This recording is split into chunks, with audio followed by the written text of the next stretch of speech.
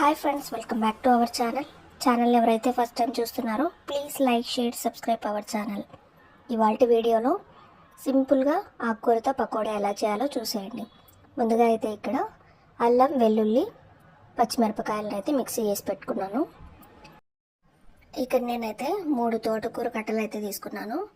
ఈ కట్టలను నేను నీట్గా వాష్ చేసుకొని చిన్న చిన్న పీసెస్గా ఇలా కట్ చేసుకున్న తర్వాత ఆల్రెడీ మనం మిక్సీ వేసి పెట్టుకున్నాం కదా, ఆ పేస్ట్ కూడా వేసుకోవాలి.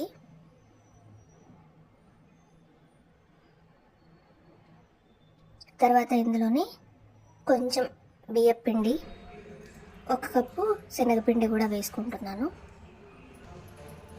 రుచికి తగినంతగా ఉప్పు, కారం, కొంచెం ధనియా పొడి కూడా వేసుకొని, ఈ తోటకూరలోనే ఆల్రెడీ వాటర్ ఉంటుంది కాబట్టి సో మొత్తం దాంతోనే బాగా కలిపేసుకోవాలి.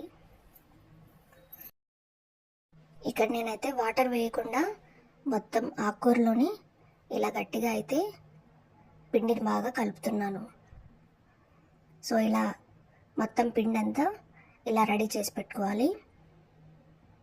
తర్వాత గోళంలో ఆయిల్ హీట్ అయిన తర్వాత మీడియం ఫ్లేమ్లో పెట్టుకొని చిన్న చిన్న పకోడీలాగా వేసుకోవాలి.